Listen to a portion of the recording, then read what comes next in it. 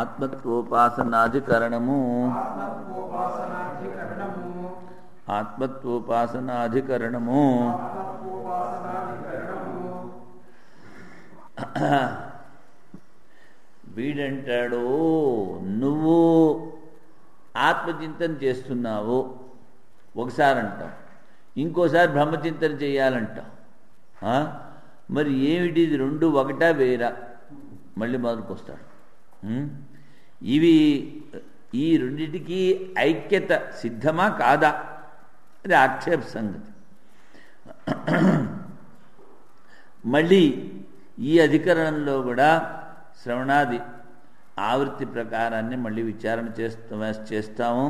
సంశయము ఆవృత్తి ద్వారా ఈ మన అహంకారము అహంభావము అంటున్నామే, స్వాత్మత్వేన బ్రహ్మచింతన చెయ్యాలా, లేకపోతే బ్రహ్మ వేరు నేను వేరు అని చింతన చెయ్యాలా? ఆవృత్తిలో ఏమి చేస్తావు నువ్వు అంటే, ఈ అహంభావాన్ని, ఈ స్వాత్మాన్ని, ఈ ఆత్మనే బ్రహ్మరూపంగా చింతన చేస్తావా, లేకపోతే ఈ ఆత్మ వేరు బ్రహ్మ వేరు చింతన చేస్తావా? సంశయం. పూర్వపక్షి అంటాడు, ఈ బ్రహ్మచింతనము వేరుగా చెయ్యాలి అంటాడు. అంటే నేను వేరు బ్రహ్మ వేరు, ఆత్మ వేరు బ్రహ్మ వేరు చెయ్యాలంటాడు. ఎందుకని? జీవుల్లో సర్వజ్ఞత్వము, తర్వాత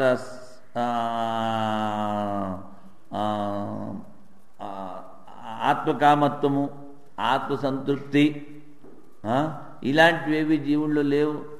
బ్రహ్మలు అవన్నీ ఉన్నాయి, అందుకని ఆయన వేరు మనం వేరు, అలా చింతన చేయాలంటాడు. తరువాత జీవుడు ఎప్పుడు సుఖదుఖాలు అనుభవిస్తూ ఉంటాడు, దానికి ఆశ్రయించు.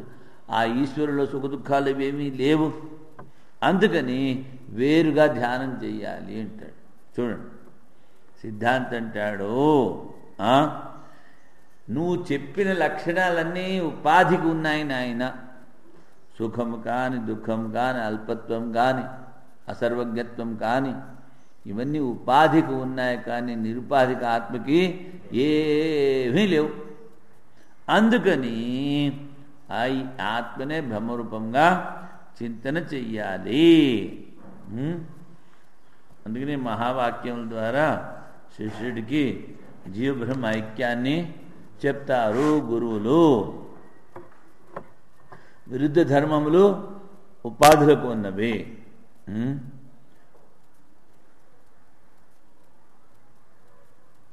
అందుకని జీవభ్రమల అభేదము పారమార్థికము, అందుకని అభేద భావంతోనే బ్రహ్మచింతన చెయ్యాలి. తర్వాత ఇంకొకటి ఏమిటంటే ప్రత్యక్షము. ఏదైతే ప్రత్యక్షం నువ్వు కనులతో చూస్తున్నానో అంటున్నావో, ఇదంతా మిథ్యాభేద విషయం, మిథ్య యొక్క విషయం, ప్రాపంచిక విషయం.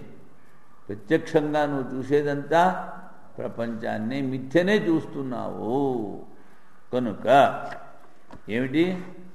ఆత్మ బ్రహ్మల ఐక్యత చింతన చెయ్యాలని ఆయన అంటారు. యస్ శాస్త్ర ప్రతిపాద్యం బ్రహ్మ, శాస్త్రంలో చెప్పిన బ్రహ్మ జీవేన జ్ఞాత్ర, జీవుడు తెలుసుకునేటువంటి వాడు, స్వవ్యతిరిక్తతయా గ్రహీతవ్యం, తనకన్నా భిన్నంగా గ్రహించాలి అంటాడు. ఎందుకని? దుఃఖీ అదుఃఖినో జీవబ్రహ్మణో రేకత్వ విరోధాత్. జీవుడు దుఃఖి, బ్రహ్మ దుఃఖితుడు కాదు, అదుఃఖి. ఈ రెండింటికి తేడా ఉంది కనుక వేరుగా. నీతి ప్రాప్తే వస్తుతో బ్రహ్మస్వరూపస్యేవ సతో జీవస్య అంతఃకరణ ఉపాధికృత. అంతఃకరణం ఉపాధి. మొట్టమొదటి చెప్పాం, కుండ ఆకాశమా, ఆకాశం కుండ అంటే కుండలో ఆకాశం ఉంది. అదేవిధంగా అంతఃకరణంలో చైతన్యం. అంతఃకరణం ఉంటే జీవుడు అన్నారు, అంతఃకరణం లేకపోతే వాడు బ్రహ్మతో సమానం కదా. ఈ సంసార ధర్మాలన్నీ ఉపాధివి, మనస్సువి.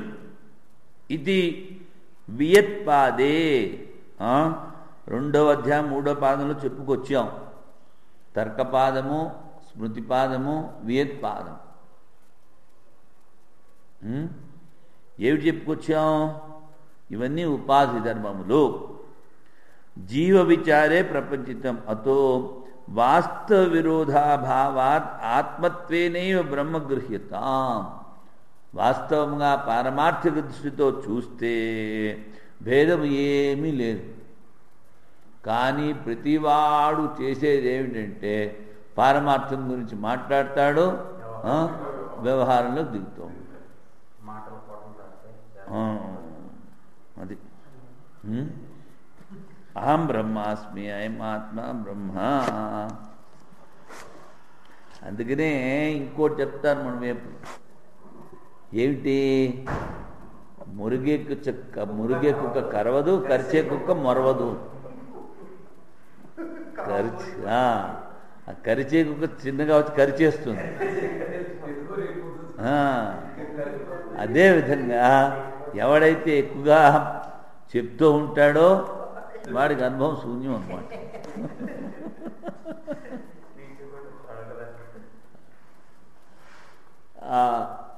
అనుభవజ్ఞుడు ఎక్కువ మాట్లాడు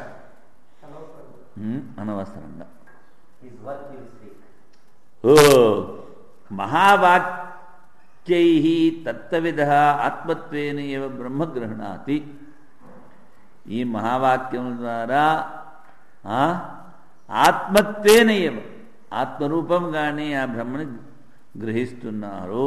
తత్వమసి ఇత్యాది మహావాక్యై స్వశిష్యాన్ గ్రాహయంత్యపి. అంటే శిష్యులకు కూడా ఈ బోధ చేస్తారు. గ్రాహయంతి అంటే గ్రహింపజేస్తారు. తస్మాత్ ఆత్మత్వేనే బ్రహ్మ గృహీతవ్యం. ఆత్మ ద్వారానే బ్రహ్మని గ్రహించాలని ఆయన. సూత్రం చదవాలి. ఇప్పుడు ఇంతవరకు టీకా అయింది. సూత్రాలు ఏమున్నాయో చూద్దాం.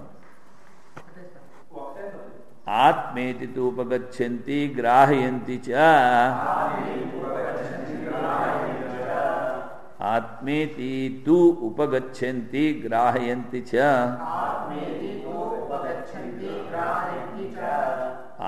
తు ఉపగచ్చంతి గ్రాహయంతి చ.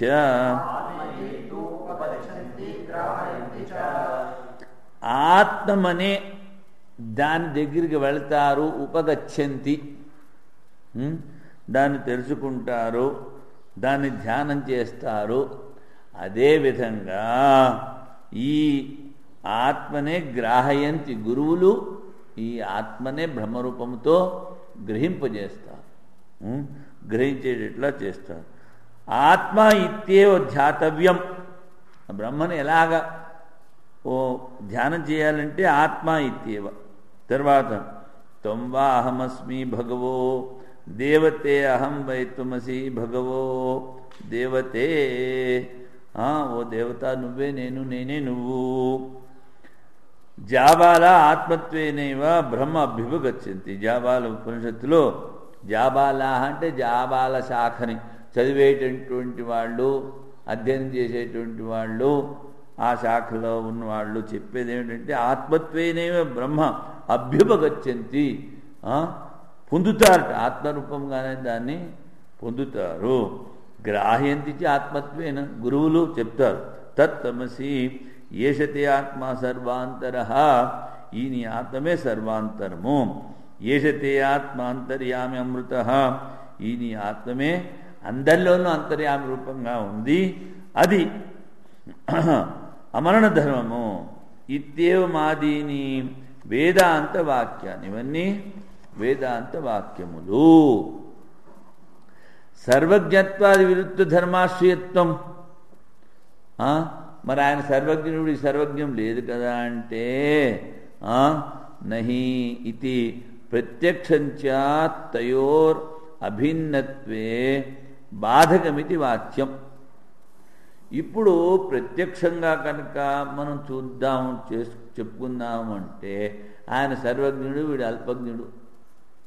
మరి ఈ సర్వజ్ఞత్వము ఈ అల్పత్వము అది బాధకము కాదా? బాధకమని చెప్పుటకు వీలు లేదు అంటాడు ఎవరు? సిద్ధాంతం. ఎందుకంటే అది ఉపాధికి చెందినది. విరుద్ధ ధర్మాశ్రిత్వస్య ఔపాధికత్వాత్. ప్రత్యక్షస్య చ మిథ్యాభేద గోచరత్వేన. ప్రత్యక్షం నువ్వేదంటున్నావో ఒకటి ఏదైతే తేడాలు కనిపిస్తున్నాయో అవన్నీ ఉపాధి ఉన్నవి. 2-3 సార్లు చెప్పాం. ఏమిటి చెప్పాం? ఉపాధీతు మహావ్యాధి. ఈ ఉపాధి చాలా పెద్ద వ్యాధి. దీని ద్వారానే దీంతో పాటే కొట్టుకుంటూ ఉంటారు. ప్రత్యక్షస్య చ మిథ్యాభేద గోచరత్వేన. ప్రత్యక్షం అంటే ఏదైతే నువ్వు అంటున్నావో నువ్వు చూసేదంతా మిథ్యనే చూస్తున్నావు నాయన ప్రపంచాన్ని. పారమార్థిక అభేద విషయత్వాత్. పారమార్థికంలో ఈ ఆత్మకి దీనికి ఏ విధమైన భేదము లేదు. అందుకని ఆత్మత్వేన బ్రహ్మధ్యేయం. ఆత్మరూపంగానే బ్రహ్మని మనము ధ్యానించాలి. ఇప్పుడు చూడండి, మీకు అంతకుముందు చెప్పాను ఏమిటి, నేను ఏదో అనుకున్నాను. నేను అనుకుంటే వెంటనే ఆ చిన్నపిల్లకి తెలిసిందని చెప్పాను.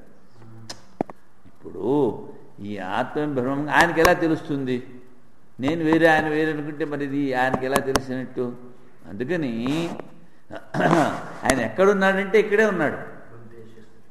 అంతర్యామి రూపంలో మనలో ఉన్నాడు కనుకనే వెంటనే ఆయన తెలుసుకున్నాడు. ఉపాధులు వేరు కదా. ఉపాధులు వేరైనప్పటికీ ఆ పిల్లకి వెంటనే తెలిసింది. నేనేమో దగ్గరికి వెళ్ళదనుకుంటే అదేమో మంత్రం తీసి వచ్చి పడేసింది. ఒక నవ్వింది. నవ్వు కూర్చో బాబు ఉంది. నాకేమో తల మీద రాయి కొట్టినట్టు. ఇదేమిటని నేను వెళ్ళదనుకున్నాను, ఈయనకి తెలిసిపోయింది అని నేను ఇలా తలకాయ పెట్టి కూర్చున్నాను. ఈ లోపల మా అమ్మగారు వచ్చారు అక్కడికి. మరి ఆయన మా అమ్మని ఎవరు పిలిచారు? నేను ఎక్కడో బజార్ నుంచి వచ్చి మన సందులోకి వెళ్ళడానికి పోయి ఈ సందులోకి వచ్చేసాను. అది నాకు తెలియకుండాను. ఇప్పుడు ఈశ్వరేచ్ఛ అంటే అదేగా ఉంటుంది. నాకు తెలుసుంటే నేను ఎప్పుడు లేకపోను కదా. సరే ఏదో వచ్చాము, ఇక్కడికి వచ్చే ఇక్కడ దాకా వచ్చేసాం కదా, ఏదో తమాషా చూద్దాం అనుకున్నాను. ఈ లోపల ఆవిడ వచ్చేసింది, లోపలికి తీసుకెళ్ళిపోయింది, లోపల కూర్చోబెట్టింది. ఆ పిల్ల ఎదురుకున్నాను. వీళ్ళు ఇలా చేస్తాడు అలా చేస్తాడు అక్కడ తిరుగుతూ ఉంటాడు. ఏదో చెప్పింది, సమంగా ఉంటాడు. వీటికి ఏమైనా చెప్పమ్మా అంటే అది చెప్పింది అనమాట. 3 నెలలు ప్రతి శనివారం వెంకటేశ్వర స్వామి పూజ చేసి అదే పాలు తులసి చెట్లు పోయమ్మా. అదే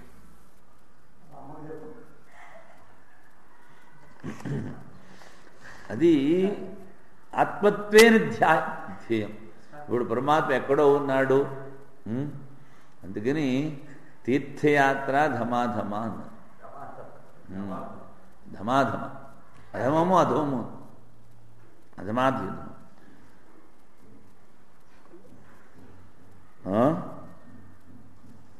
ప్రథమా సహజావస్థ. అది శ్లోకం మైత్రేయ ఉపనిషత్తులో ఎక్కడో ఉంది. అది నాకంటే శ్లోకం ఎగ్జాక్ట్గా గుర్తులేదు. ప్రథమా సహజావస్థ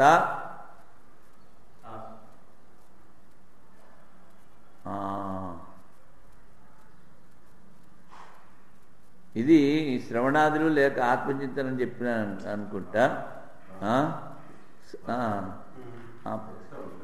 శాస్త్రచింత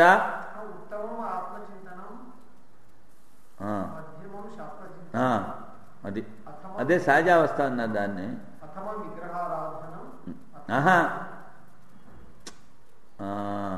ఉత్తమ సహజావస్థ, శాస్త్రచింత మధ్యమ, అధమా మంత్రచింతన.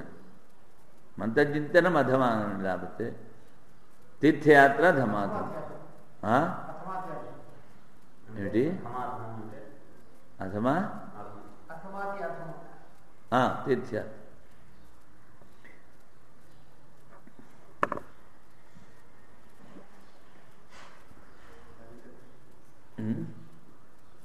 ఏంటి